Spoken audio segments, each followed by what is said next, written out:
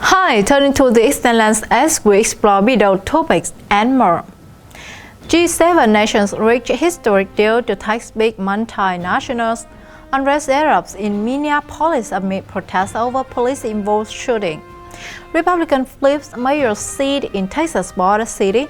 Unofficial election results show. El Salvador's president says will send bill to make Bitcoin legal tender.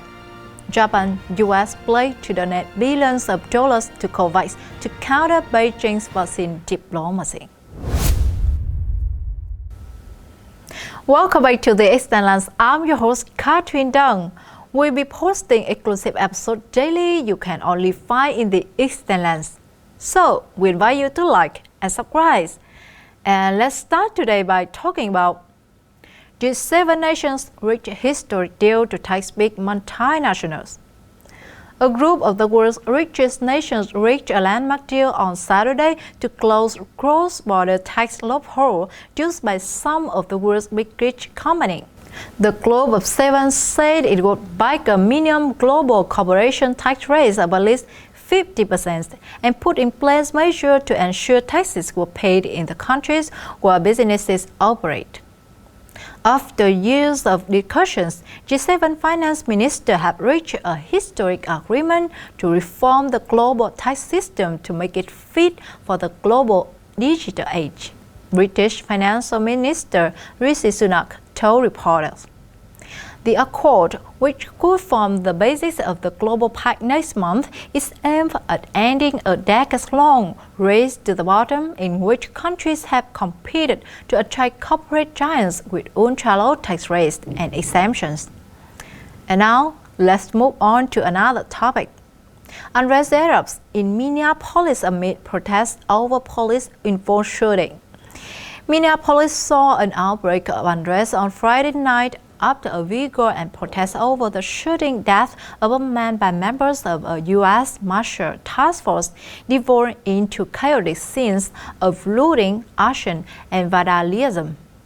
The second night of protest follows Tuesday's fatal shooting of 32-year-old Winston Bogie Smith, who was wanted on a weapons violation and fired a gun before two deputies shot him.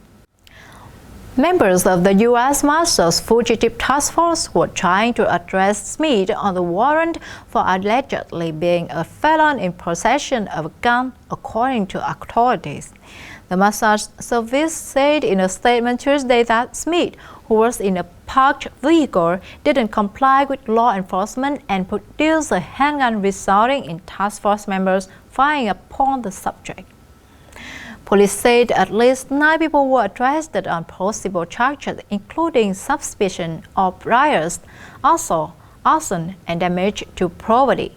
The unrest came as Minneapolis has been on edge since the death of George Floyd just over years ago, and the fatal shooting of Daunte Wright by an officer in nearby Brooklyn Center in April. And the third news we are going to discuss about. Republican flips mayor seat in Texas border city. Unofficial election results show. Xavier Villalobos, a Republican, has won a major seat in Texas currently held by a Democrat by a small margin, according to unofficial election results. Villalobos won the election in Maryland with 4,744 votes, just over 51% of the total votes, leading his Democratic opponent, Veronica Whitaker, by 206 votes. Texas Governor Greg Abbott congratulated Villalobos for the victory.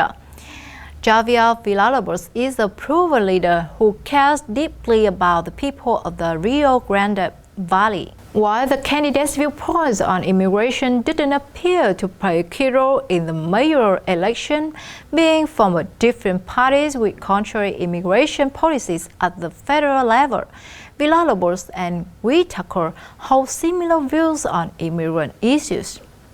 Both said the handling of illegal immigrants is the duty of the federal government and the city should be paid for it. Both urged the border to remain open for commodity flow and border trade. Villalobos told Texas Public Radio, I don't ever think it's worth talking about anymore. I know the issues we have are not really the border war, but reconstructing the levees to protect our residents. Whether somebody was for or against, that honestly not an issue anymore. And next, we're going to talk about El Salvador's president says he will send bill to make Bitcoin legal tender. El Salvador's President Nayib Bukele said on Saturday that he will send a bill to Congress next week to make Bitcoin legal tender in the Central American nation, touting its potential to have Salvadorans living abroad send remittances home.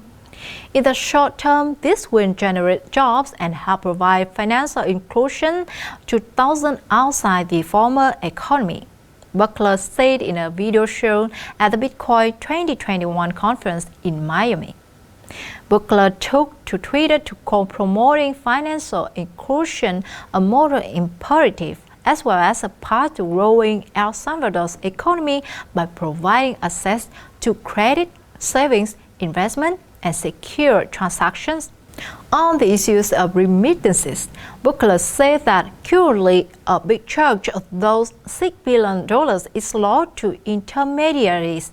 By using Bitcoin, the amount received by more than 1 million low-income families will increase in the equivalent of billions of dollars every year.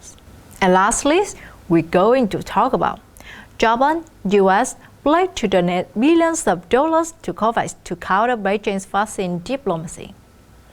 At the COVID-19 Vaccine Global Access COVAX Summit on June 2nd in Japan, Summit Chairman Japanese Prime Minister Yoshihide Suga pledged that Japan would donate 30 million doses of vaccines produced in Japan to other countries through the COVAX program. Suga also announced that Japan would donate $800 million, 4 times its original commitment to fund free vaccines for low and middle-income countries around the world. Together with its previous donations, Japan has given $1 billion to the program, making it the second largest donor in the world, only next to the US, $2.5 billion. COVAX is jointly led by the Global Alliance for Vaccines and Immunization, Gavi, Epidemic Preparedness Innovations, CEPE, and the World Health Organization, WHO. The platform aims to deliver 1.8 billion doses of vaccine to 30% of the population who live in low and middle-income countries. Many China experts have pointed out that the donations from Japan, US, and EU are to counter the Chinese regime's vaccine diplomacy. While the Chinese Communist Party provides Chinese-made vaccines to other countries in an effort to secure political influence over recipient countries, Radio Free Asia (RFA) reported. Japan and the United States are now leading the world's vaccine aid, calling on other countries to unite and support developing countries in order to contain China. And that's all for today, my friends. What do you think? Let me know below. If you like what you heard, don't forget to share it with at least one of your friends, because everyone deserves to know the truth.